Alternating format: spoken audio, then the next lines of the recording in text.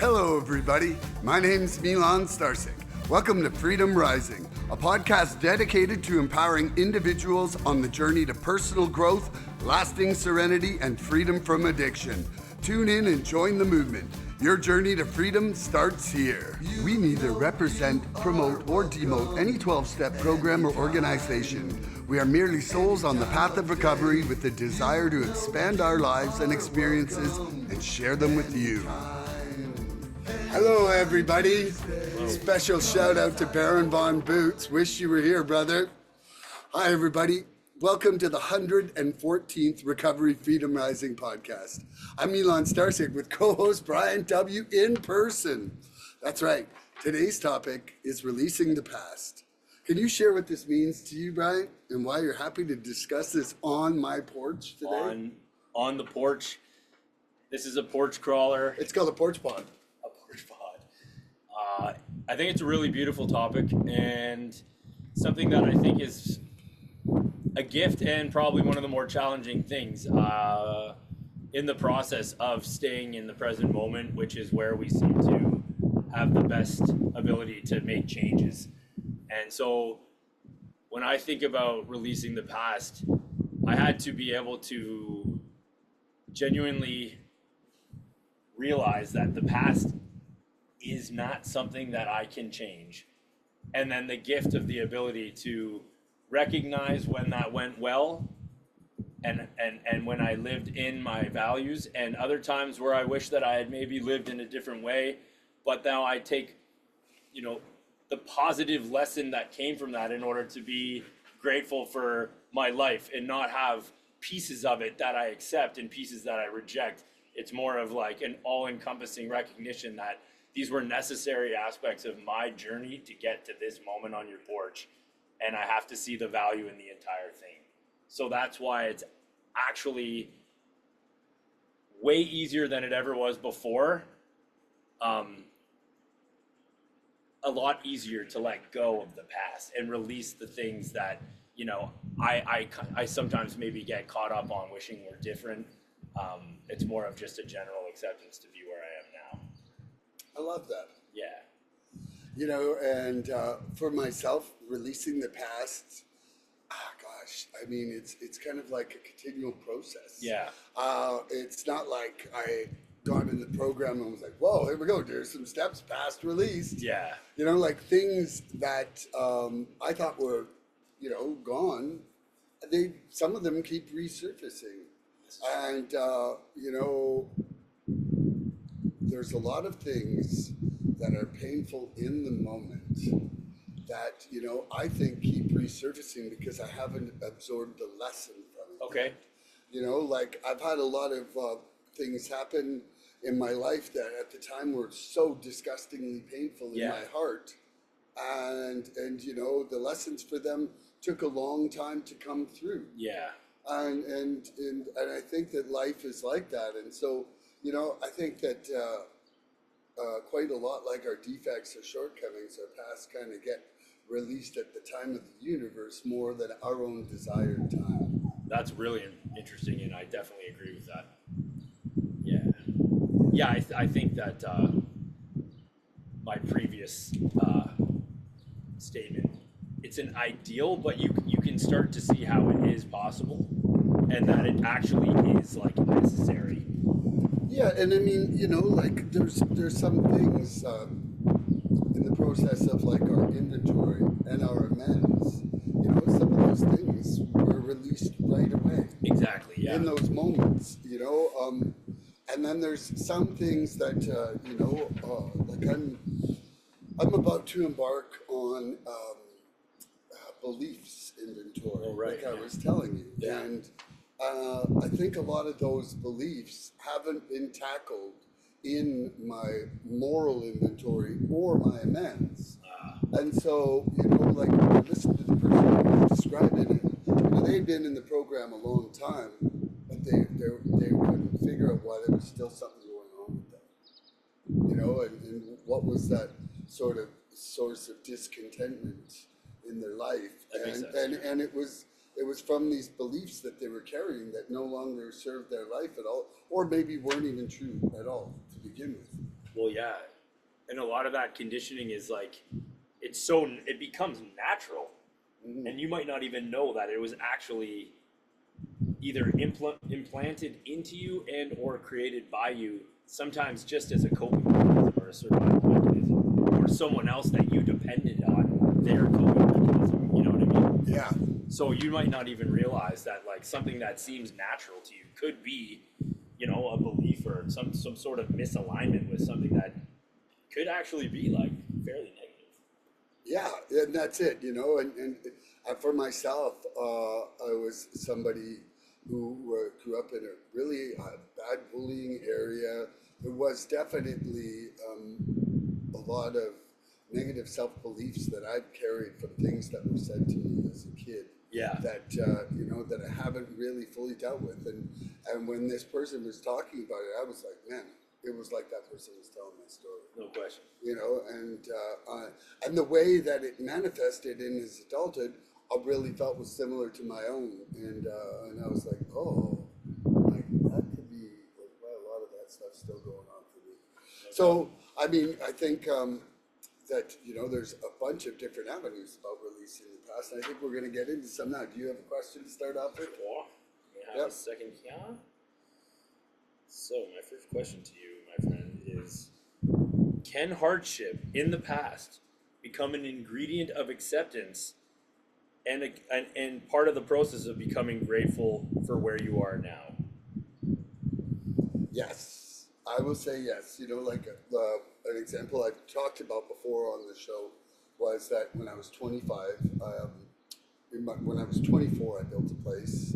I cut the trees. I pulled the trees out of the woods with the Jeep. I milled them on my cousin's mill. I built my place with a chainsaw. Like, this place was a labor of love. 9 months later, had a chimney fire burned down. That's it. I was gone for an hour and 20 minutes. I lost everything. 5 guitars I put in that fire. No. So even if you don't love homes, anybody out there, you might love guitars. That is heavy, man. And there were some awesome guitars. Like, they're really the only things that I'm really sad that burn. Yeah. But, you know, that taught me lessons about life. And what it also ended up teaching me was, you know, that you don't learn the lessons in some things until way later. You know, it was like the most tragic thing I ever would have imagined in my life at the time. And now I see it as something that freed me from Ontario and allowed me to be out west. And it freed me from possessions in a lot of ways. And, you know, as you can see, all of a sudden I have some possessions again. And so it showed me that I could rebuild my life from nothing. That's amazing, yeah. Yeah. I can totally understand and relate to that. I've never had a home burn, but I've definitely had things I've worked hard for come and go, really, like, go way faster than they came. Like in a way that you're not thinking it's going to. Yeah, like in my second, third year of sobriety, I lost my career to an injury, and like I had no idea how much that would affect me until it was gone, you know? But again, too, quite a bit of time has passed, and I have a different perspective on that now as well. So. Maybe, you know, maybe you were meant to be sitting on a podcast helping other addicts get sober. That'd be cool. You know? Yeah, I hope so. Yeah. So did I just partially answer my own question, or should I? You could go for it. I think that really wasn't a full one. I think that was more commentary. It was. So yeah, I mean, the reason I asked the question is because I think it's abnormal for people to be grateful for hardship.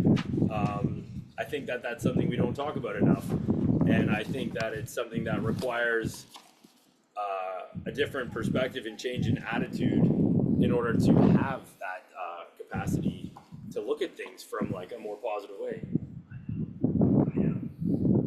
And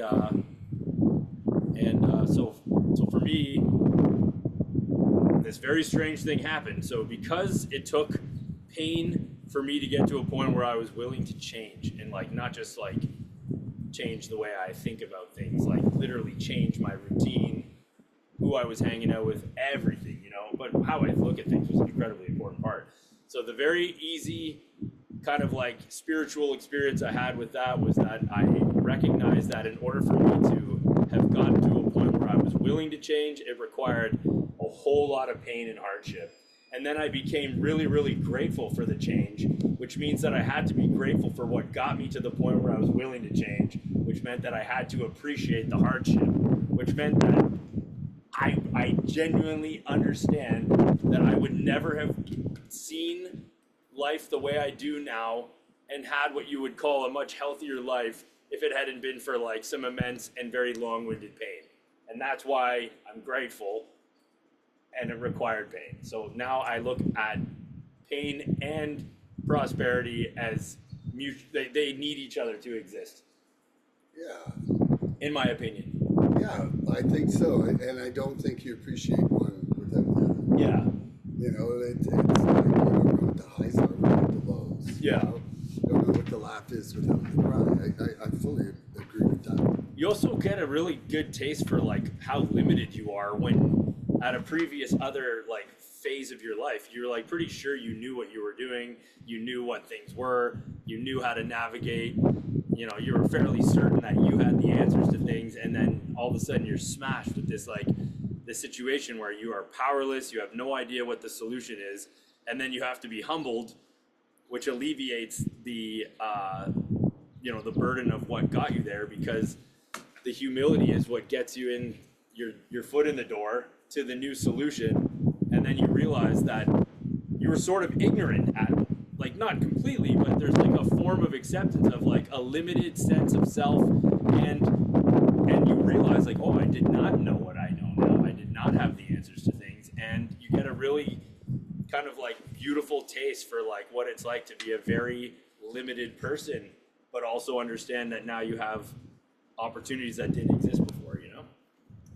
And quite often, you know, I think it's like what you see as something not working out Yeah. is only based on your expectation of what's supposed to work out. Oh, wow. You know, like, and so big picture, we don't run the universe. No. And, you know, there's so much more to offer if we're not closed off to only one potential future. Ooh. You know, like we could cry all day about something. Sure. And all that's going to do is be tears for nothing sometimes, you know? Like when really it's just, you know, it is that surrender and acceptance that takes us to the higher level, because that's the only time we can step back and actually start to look and go, okay, what happened here? What was my part in this? Yeah. And even if you played a very small part in it, it's like, well, then what's the lesson here? Like, why am I feeling the hurt? I'm feeling the hurt because I was expecting something different. Yeah. You know, and that's okay. Yeah. That's okay. No, we were just kind of talking about this while we were walking the dogs, and, you know, like we both kind of agreed. I don't think that you can have a life completely free of expectations, you know? Like I'm expecting that this is a chair and I'm not going to fall 12 feet back and kill myself right now. Mm-hmm. And if all of a sudden this couch was quicksand, we'd both be dead. That'd be a heck of a podcast. It'd be like an episode of $6 Million Man.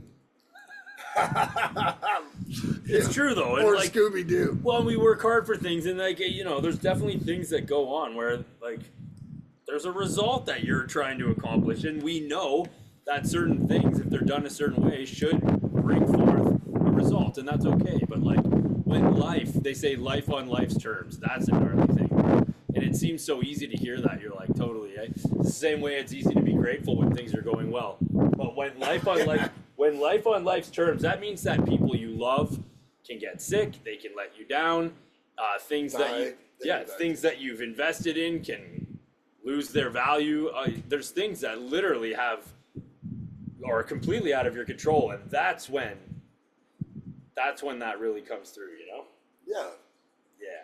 Yeah, it's real easy. I like that. It's real easy to be grateful when things are going good. It is. It's like, wow, every morning I'm so grateful. I know what that's like. I'm so grateful that I'm rich and fat and happy. You know? That's right.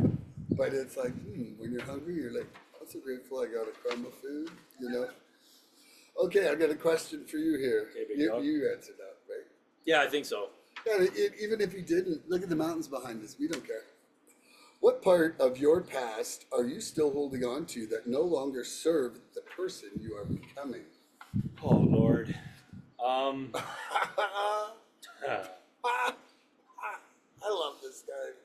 He's here at my house. That's awesome.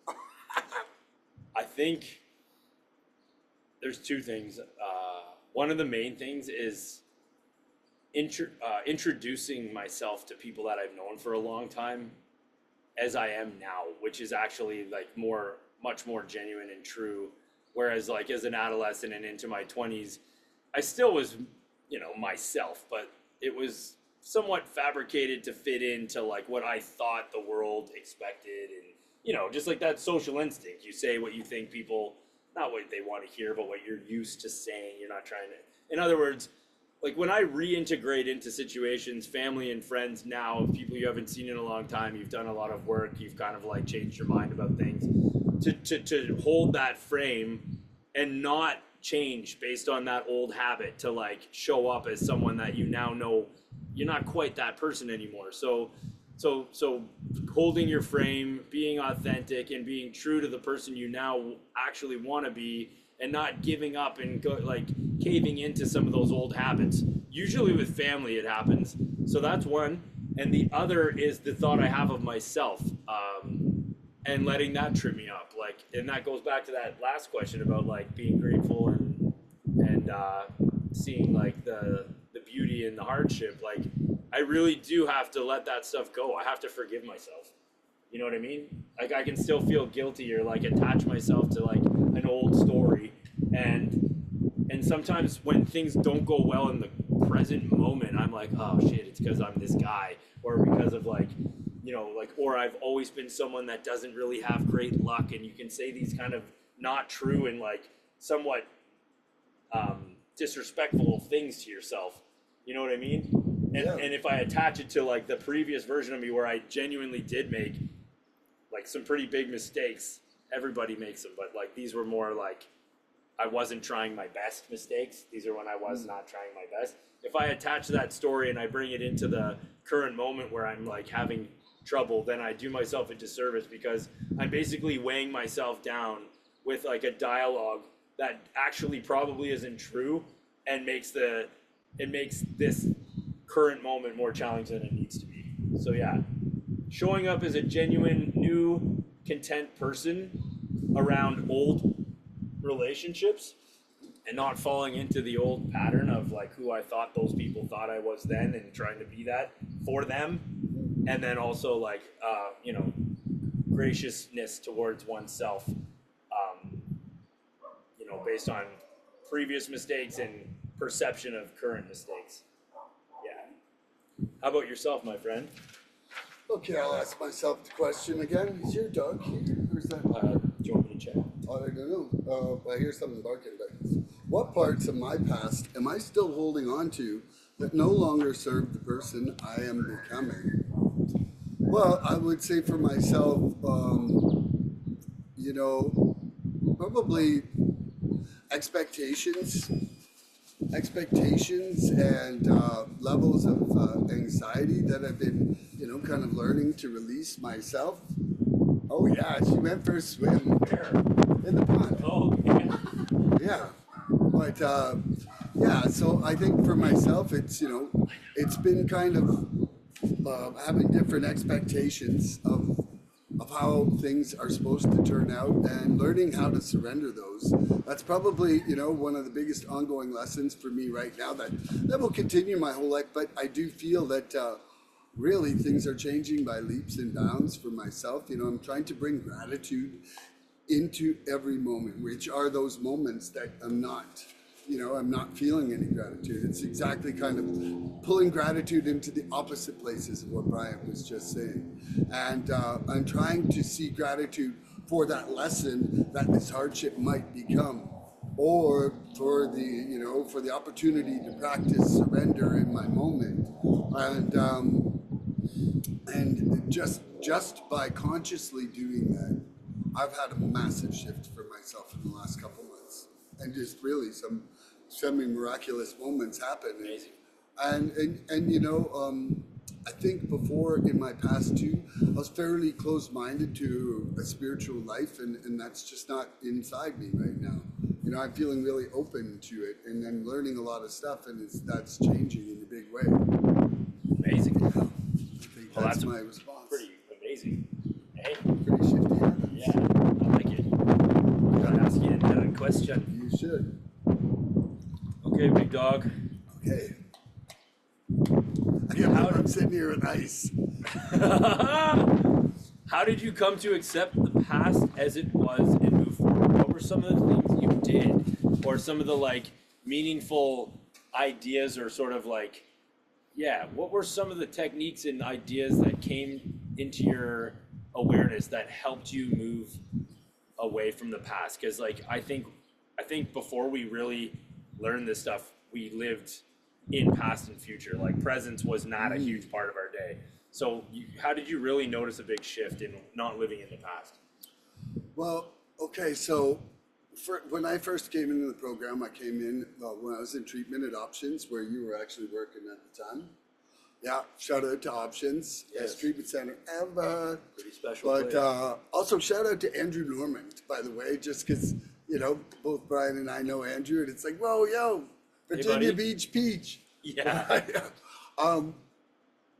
And so I was really, I would say, trapped in the past of like disappointment and shame and guilt. I had been raised Catholic, and I think the one thing that I learned from it was how to carry guilt never endingly. And so going into my first step 4, which is the searching and fearless moral inventory, and I call it the moral inventory that makes you fear less. I went in with resentments that I thought was everybody else's fault, and essentially, I ended up learning That's a good point. that it was really me who had created all this negative drama in my life, and it was the beginning of me starting to learn, really truly, that my perception is defining my reality, and so my misperception can also define my reality and create almost like a misreality. Like it can be a wonderful day, and if I'm expecting it to be something different, or expecting Bryant to be something different, He does. I could be mad all day about something that doesn't even exist to anybody else. That's true. And so there was situations that I was, made me realize that I was holding grudges for things I caused. And so, finally actually doing that moral inventory, speaking to another person who did my step 5 with Adam. Shout out to Adam, Pickle Feet. And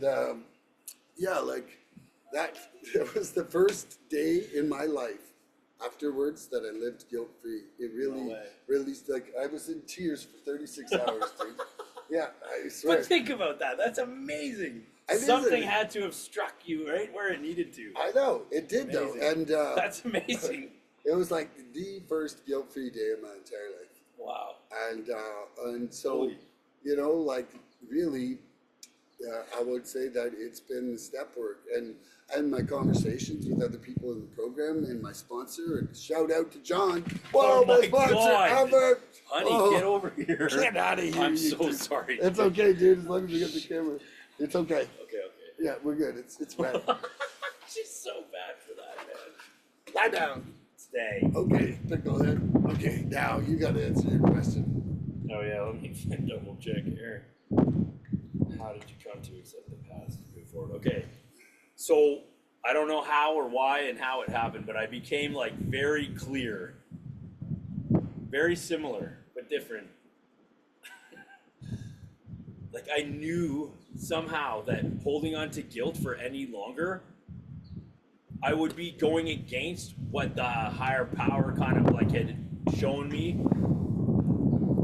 It was like the jail cell door was open and it was my choice to stay in there. Yes. Like the door was open, the time had been served, the lesson had been learned, and so it had served its purpose.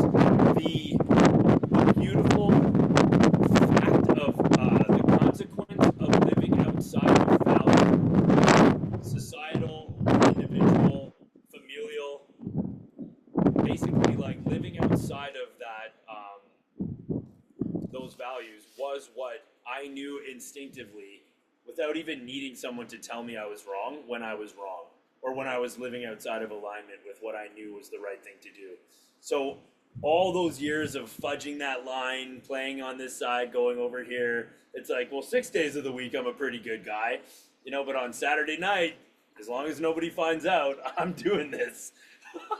Oh, yeah. You know, and like, so I did stuff. And anyway, once I got through the steps and I saw why I was living that way, that I didn't want to live that way anymore, and what I was willing to do to try to avoid those kind of patterns in my life, I could see and feel again instinctively that like living with any more guilt would actually be like a choice.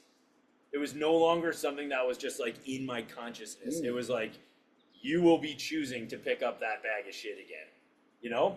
And I for the most part, I've put it down. I don't share this very often, and I don't even know if I feel as comfortable doing it. But like, I used to literally look in the mirror and be like, "You piece of shit."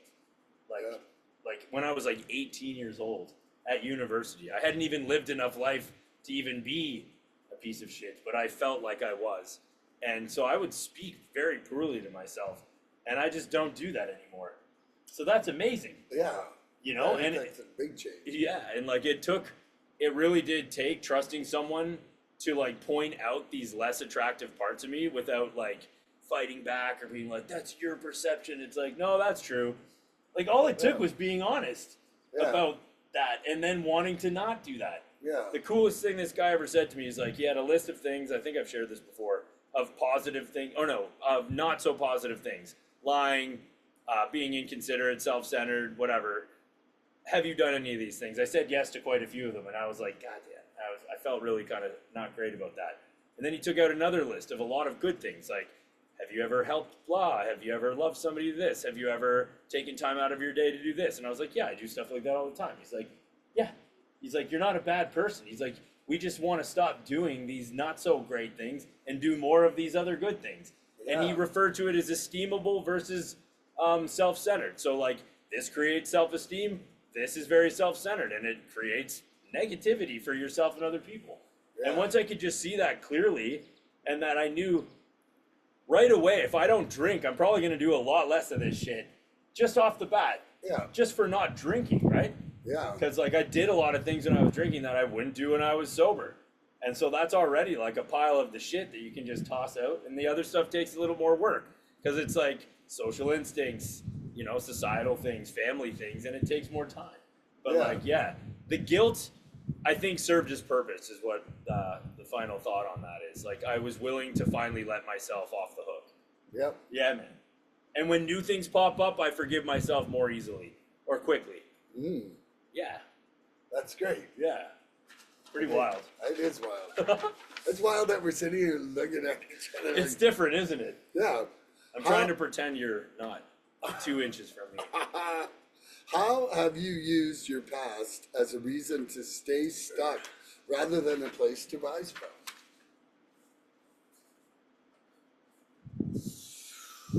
Ooh. So I think similar to the last one, sometimes when I look at like long-term drawn out things, again, I'll refer to usually like family dynamics or like lack of prosperity or things like that. And I'm like, oh, you know, like things don't work out, or like I thought that if I change this or that, then these things would certainly happen, and they're not happening. So like maybe I am that guy who has bad luck, or, you know, these types of stories you could tell yourself. Excuse me, my eyes itchy. I have drops. I think I'm okay. Yeah, so like that's a really easy way for me to stay stuck in an old version, an old story that's already been proven to not be true. Because everything's perspective. Like I wasn't unlucky. I just had a life like everyone else where like sometimes it's really hard and other times you don't even realize how lucky you are. You know what I mean? Like I used to spend a lot of time thinking my parents should have done things differently, and then by the time I was 30, I was like, I am in no position to start judging other adults and how they navigated their own personal pain and crisis and divorce and finances and like all these things. Like, who am I?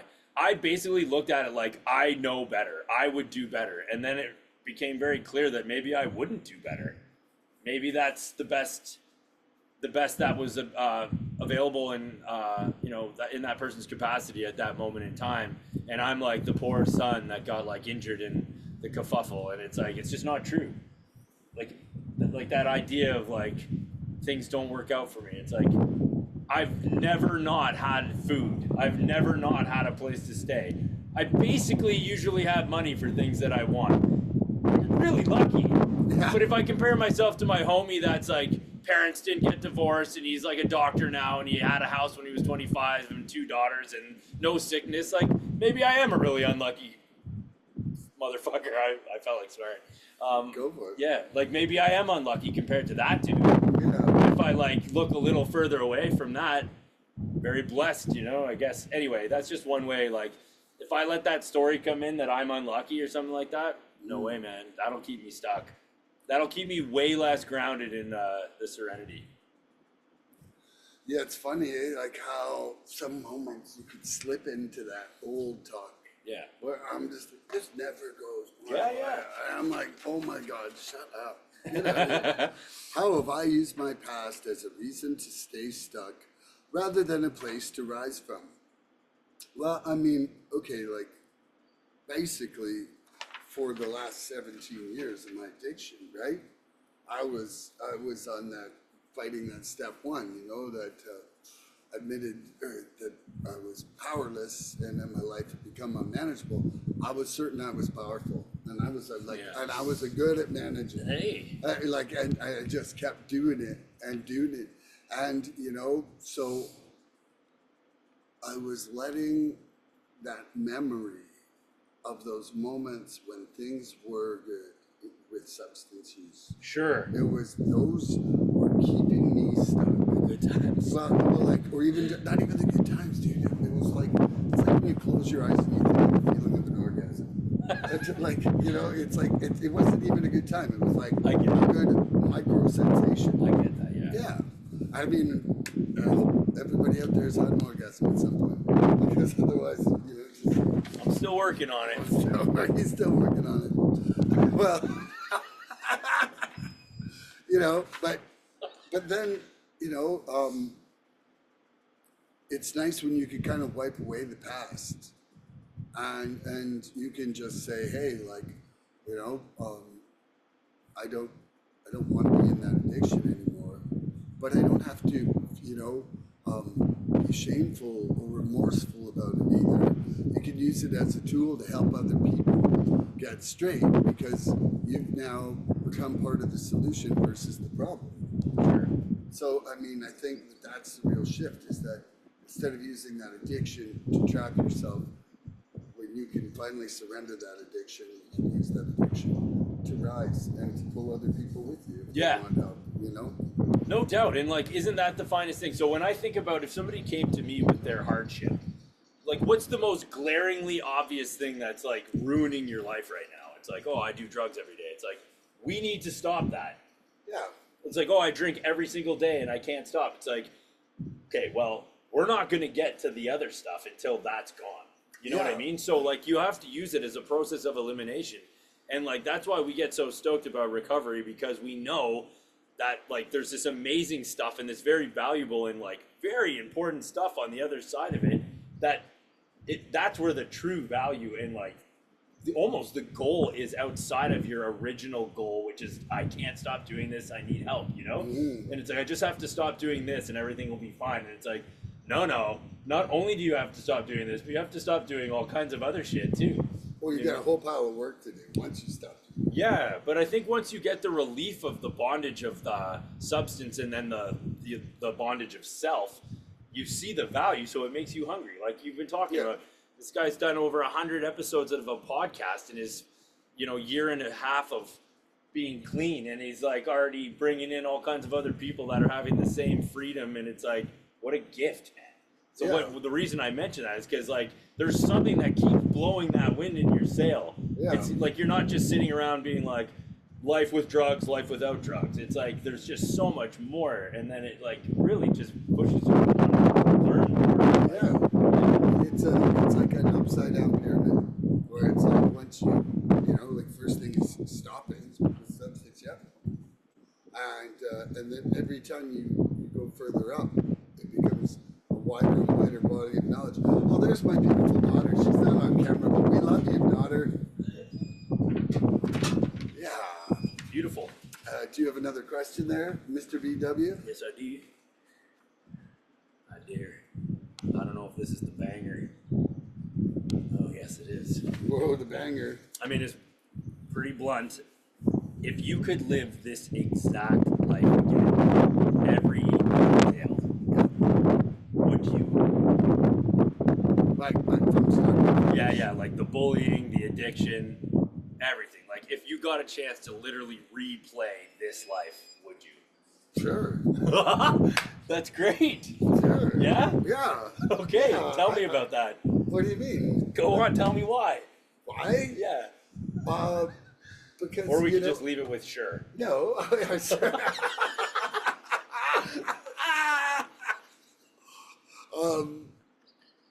Because I was fortunate to have a mother that really loves me, Nice. and I really had a lot of spectacular moments inside all the craziness, and I've been gifted to have a great family. That's beautiful. I can think of like laughing until I cried so many times in my life. Yeah. I've now been a musician, and it's actually 33 years now. Oh, wow. And man, if I think of some of the people I've been blessed to play with, the songs I've got to make,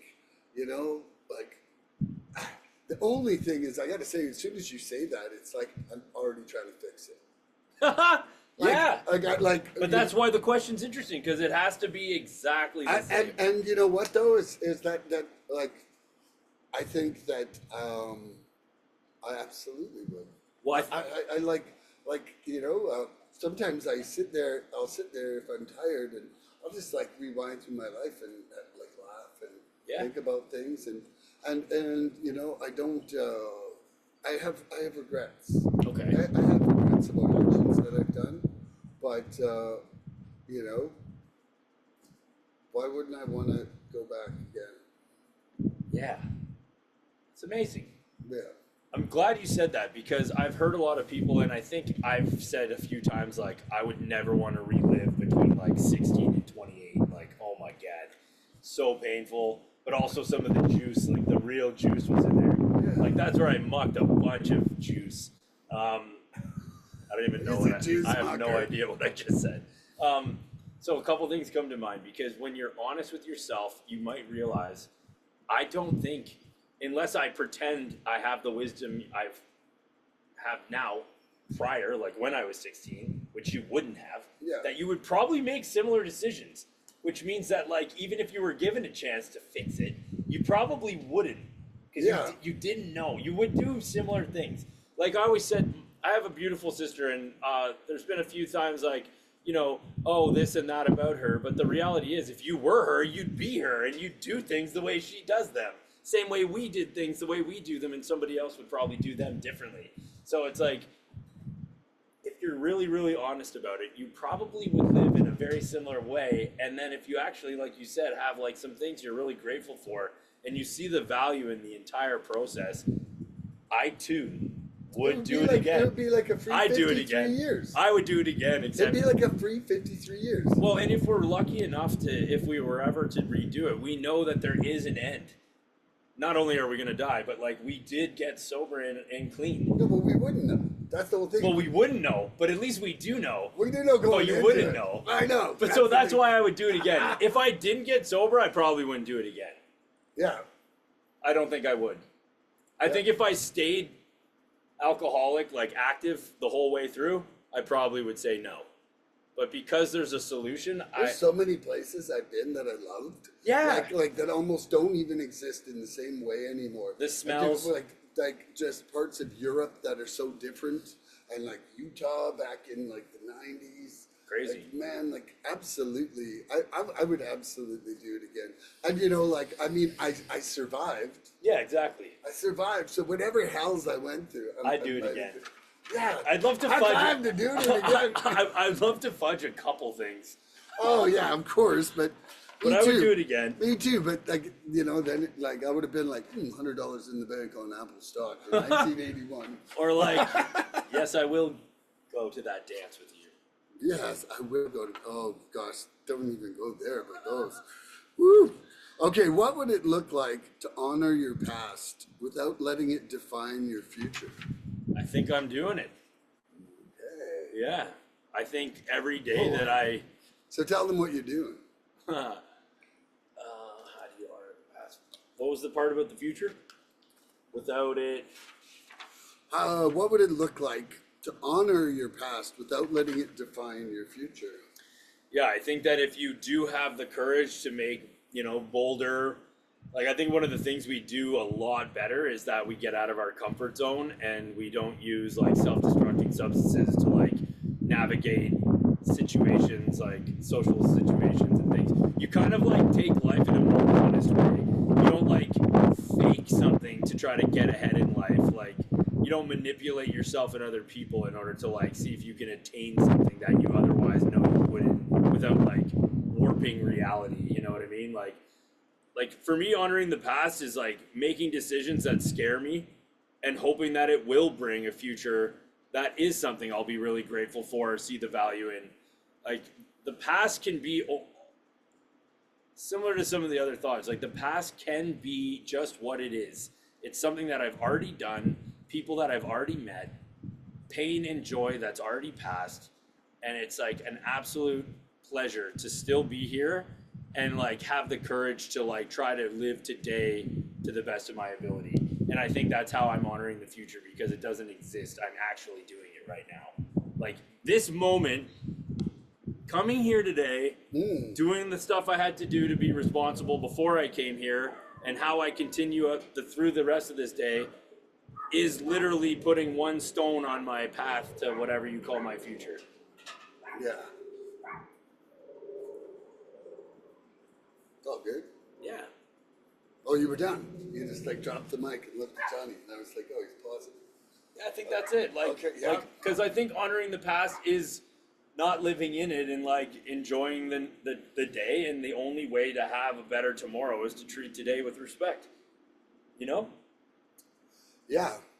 You know, okay, so for my response on this, what would it look like what would look like to honor my past without letting it define my future? Well, I mean, in order to honor it, I think I actually have to take an honest look at it. You know, like there was a lot of it that was coming to me through turbid waters of addiction. And it's just in the last 20 months where I can step back and actually look at it. But then it's also, to honor it is to use it for the tools of education towards my future actions. Yeah. To be like, could have learned a good lesson there and then not learn it. Sure. That's not honoring it. Correct. That's ignoring it. Yeah, that's literally ignoring my past. And we've done that. Yeah, we have done Like that. I've literally had days where I'm like, I am about to do something that I know I'm not supposed to do. Yes, and I mean, I think that there's moments in almost every day that offers that choice. Sure, yeah. But I don't want to be boxed into any particular future.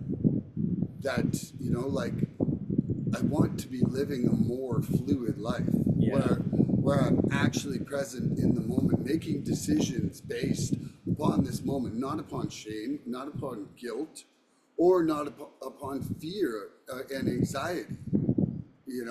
I want to be right here in this moment, trying to make the best choice for this moment, to honor and respect this moment. Nice. And that is the difficult thing, is to put aside those fears or the shame and guilt of the past, and to get to here, Yeah. And that's I think but making that best choice right now, how I honor the past is by using the past as a learning tool. Really beautiful.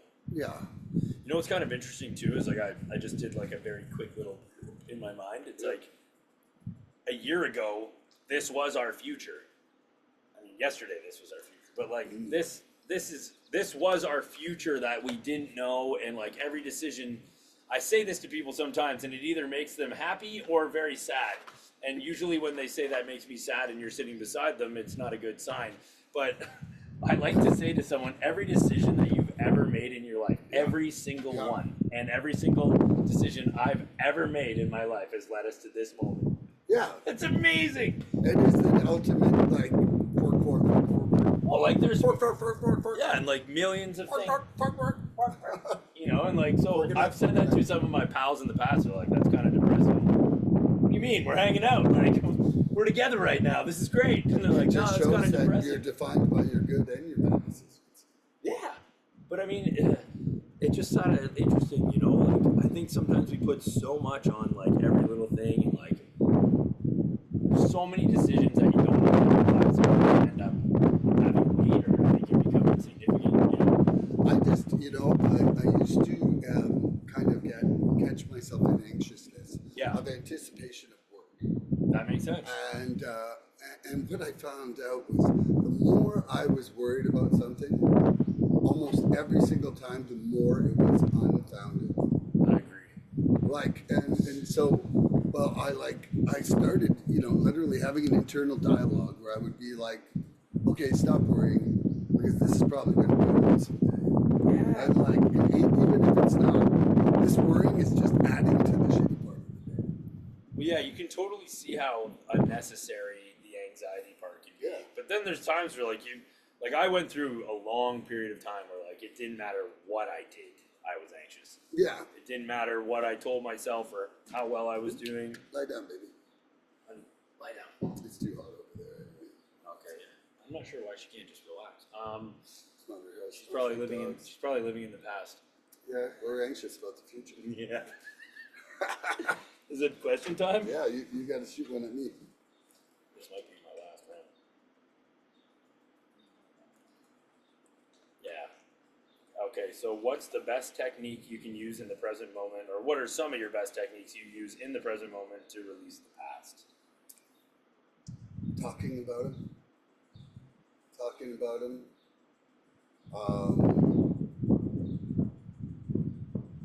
Writing him down. You know, like, for sure, writing him down. I would say, you know, definitely like prayer. Nice. Prayer, you know, is I like how much that's working and how much value you see in that. Yeah. Because they tell us to do it. They tell us to do it. And I was resistant for a long time. Yeah. Anybody out there with resistance to it, you'll find out. Or the meditation part. I really think it's important.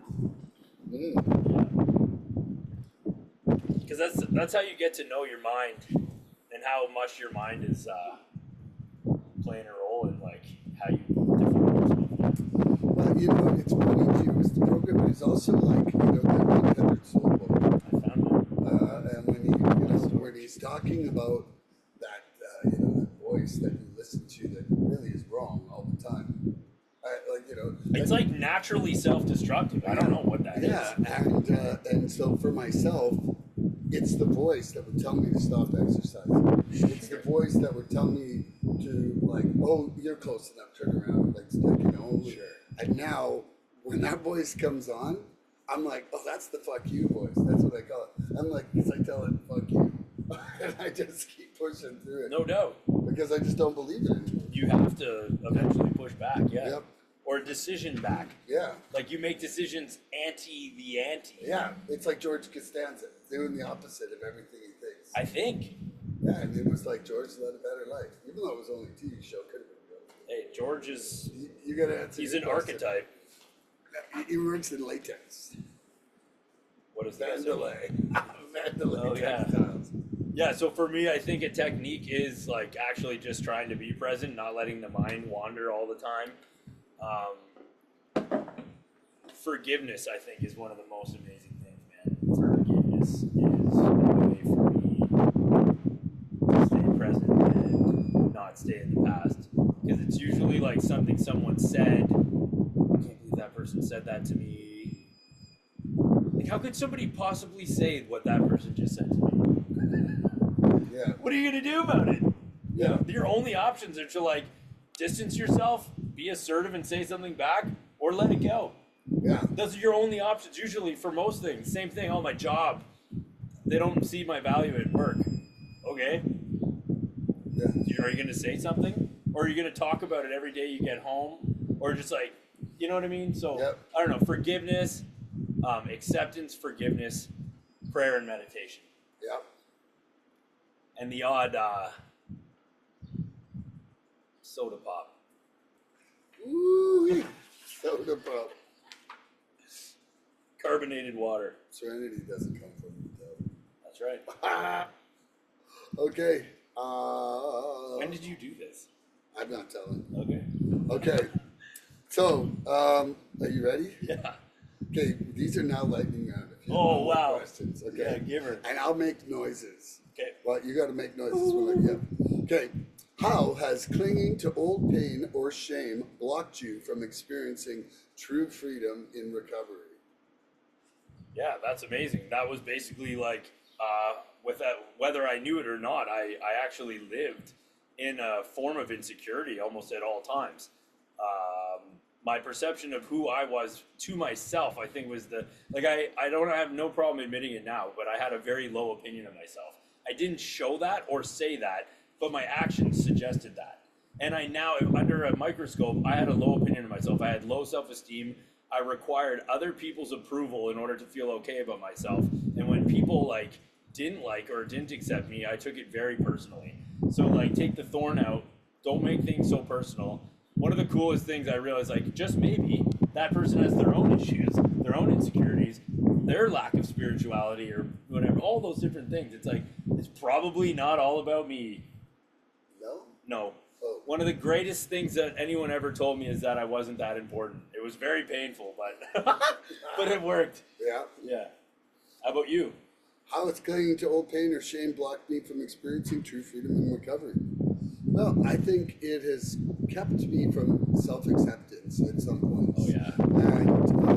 And like I was saying earlier, I truly think that it has to do with beliefs that I need to be throwing out and doing an inventory of and getting past them.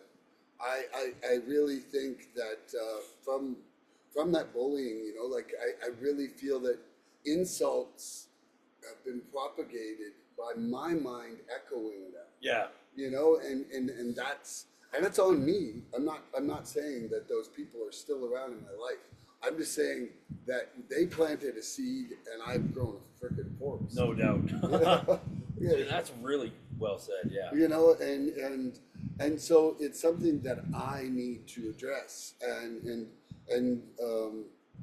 the only way that I know how right now is to maybe try this with an inventory.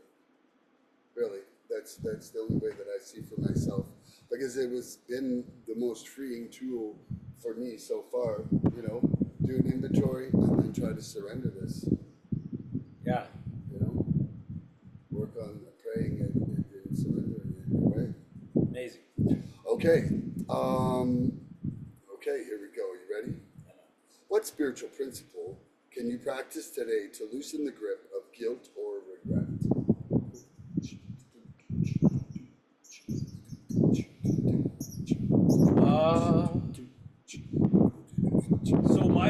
I think what I do now is I live, again, I might sound like a virtuous or whatever. Lightning, I can feel it.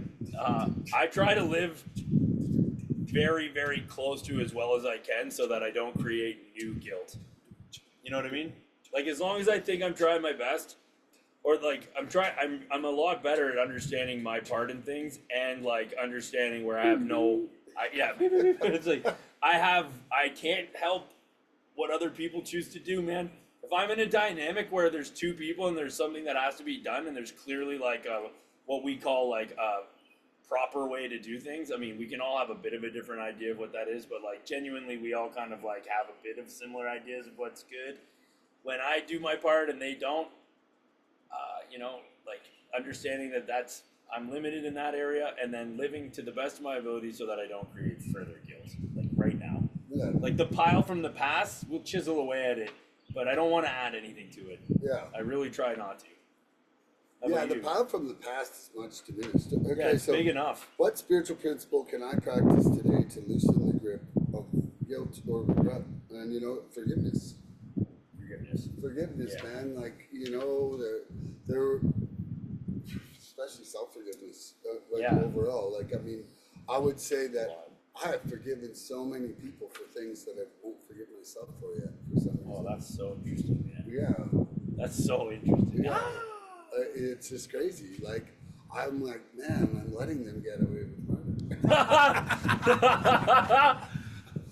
Isn't that funny? But it's true. It's absolutely true. Yeah. And and I think that, it's bit by bit. And it's way better than it was before. Yeah. Yeah. That's the key. They literally tell us progress, not perfection. It's towards perfection. Yeah, it has to be perfect. No, he said in the 12 by 12, towards. Does it towards? Yeah, he says, otherwise you're just swimming aimlessly.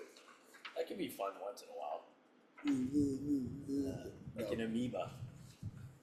Try Bumping into walls. Try like flushing a toilet, but it doesn't go down. Hey, that was my life before. Oh, It was a non-flushed. That's your life with no direction. No, okay. Wow. Brian couldn't flush his turds for 6 years. I just want to tell everyone out there. It's turned into good compost, though. One heck of a bathroom. What are we talking about? What are we talking about? How does fear of the past repeating itself keep me from trusting the present? Keep you from trusting the present? How does fear of the past? Yeah. The past repeating. Yeah, well, I think you hear a lot of people say, like, things are going great, but I'm just waiting for that other shoe to drop. Like, I've heard that so many times from people. Yeah. Like, just, like, anxious for, like, when it's all going to stop working. And, like, I think that's what it is, because we base, like, current possible negative outcomes on things that have happened in the past, or we've heard other people have experienced. And we're always trying to avoid pain. And didn't Andrew say that? Like, addiction is just avoiding pain or something? Like, it's that simple? Yeah. Something like that? Yeah, so it's like... I yeah. say addiction was come down avoidance. Yeah. Like people just kept doing it because it hurt more to stop doing Yeah. it. Yeah. And then you get physically addicted while you're actually just trying to stop that. Well, yeah, and that even more odd is that, like, it was our solution, even though, like, you know what I mean? Yeah. It's so bizarre. Yes, it's very bizarre. It's so interesting because, like, I recently went through what people would call, like, perfect storm scenario to, like, drink again. Like, I don't want to ask, but, like, how's your sobriety? Like, this must be really hard. And I'm like, yeah, I didn't drink. And they're like, oh, like, good for you, you know? And I'm like, yeah, it is good. But, like, if the whole point is to throw it down the toilet when things don't go well, or, like, something really hard happens, then we'd all be totally effed. Like, it wouldn't make any sense. It's like, oh, we stop until things get hard again. Yeah. You know, it's like, you know what I mean? Ridiculous. But yeah. it makes sense. I see why people would check in. Like, were you Yeah. able to make it through this? It's nice. Well, and also too, though, you literally disappeared physically off the scene. So, Oh, yeah. like, I mean, where do people do? Hide out in your basement and get wasted. That's true. Like, anybody who just didn't see you, you're not at the meetings you go to. That's right. Some people probably didn't know you were about to move, so you're just gone. That's a good point. Yeah, so, I mean, but I do think you made a wonderful point, is that it's not part of your solution. And it doesn't have to be part of the solution anymore. That the solution can just be learning to feel things, cope with them, and move on. Definitely. Yeah, I should say that with a little more graciousness. Like, No. Like, I kind of made him fun in the of face with a water no. bottle. Thank you for looking out for me. No. Like, I think it was great though. Is that it's? But what the beauty of that is that it's surprising to him to think that somebody would think alcohol is his solution anymore. Yeah, I mean, But that's great. it makes sense. But But it's just shows how far removed you are from that being your solution. which is a miracle. What is it? That's what I think the good part of that is. Yeah. Yeah, like that you were literally surprised and almost offended that somebody would see that as that for you. Yeah, well said. And that's all. And so I need. Oh, no, yeah, it's you. Oh yeah, how does the fear of the past? No, yeah, how does the fear of the past repeating itself keep me from trusting the present? Okay.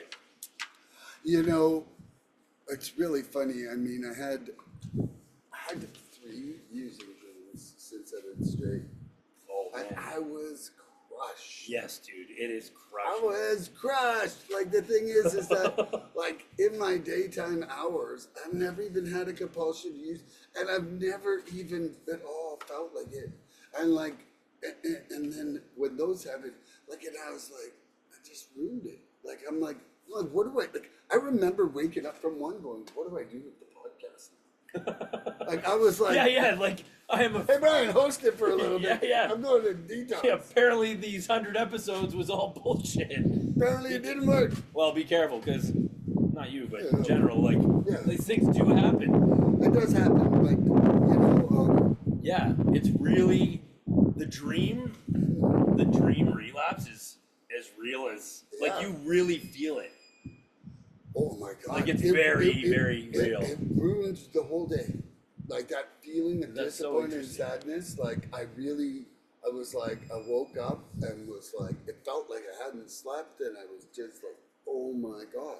Like But I was so disappointed. I think that's kind of neat though, because that's like in the unconscious or like the sleep state, you're conscious of that fact.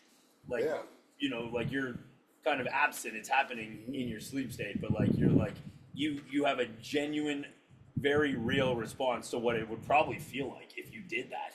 Oh, and, you know? And there was a lady who said like she considers them free relapses to remind you of your gift of desperation. That's really cool.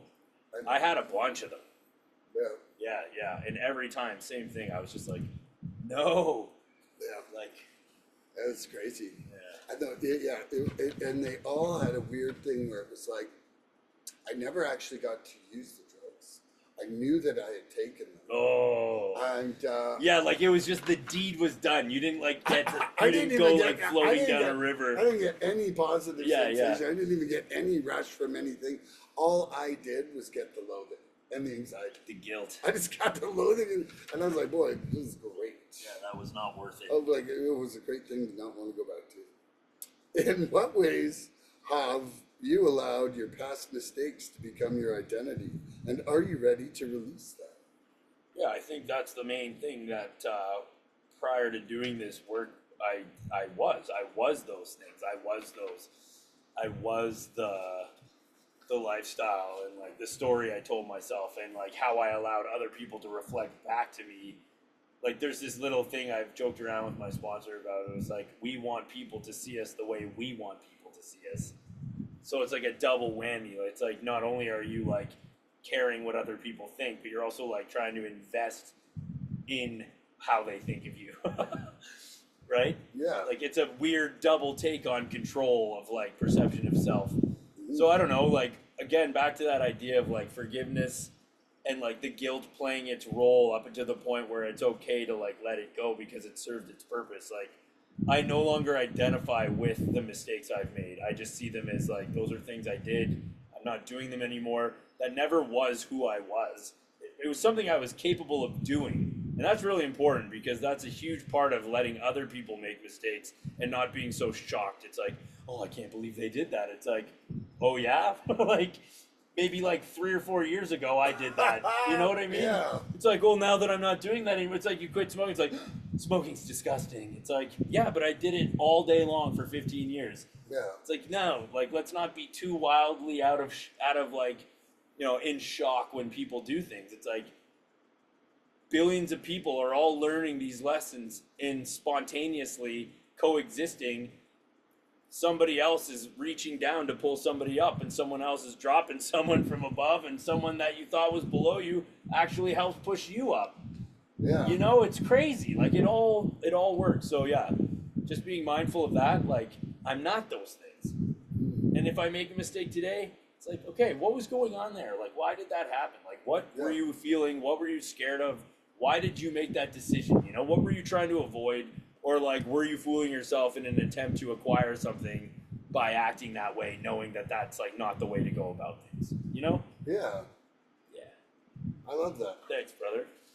How about yourself? You Okay, in what dusty ways foot have philosopher? of what ways have I allowed my past mistakes to become my identity? And am I ready to release that? Well, like I would say the same thing, man. Like I was defined by the party. Yeah, man. Yeah, like I remember going into treatment. It was like, okay, they're going to teach me how to go to a party and have fun, but not get wasted. Yeah. Like it was, Which the is party wild. was my identity, and being the greatest consumer of all time was part of who I was. Wow. Seriously. I hate to say this, it's inappropriate, but like I meet some people in my journey, and like quite a few of them, I'm like, I'm good. But I meet the odd person where I wish I had had like a couple parties with you, and you're one of those people. I wish that I'm grateful I met you on this side of it, but I would have liked at least one or two bush parties with you. I was a specialist in bush parties, fire jumping. Sure. Yeah. But it would have been funny. But yeah, it defined me. Like that you're maybe tied up in your problem when your daughter has a picture of dad drawn at school in a Corona bottle in the picture in grade 2. Oh yeah, That's outrageous. It's like Corona. No. Like, oh yes. Oh yes. No way. Yeah.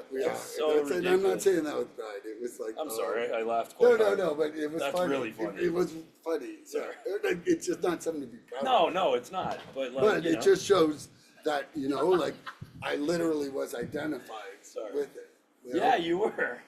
And that's just not, in the same way now that maybe some people see me as a recovery guy. Hopefully.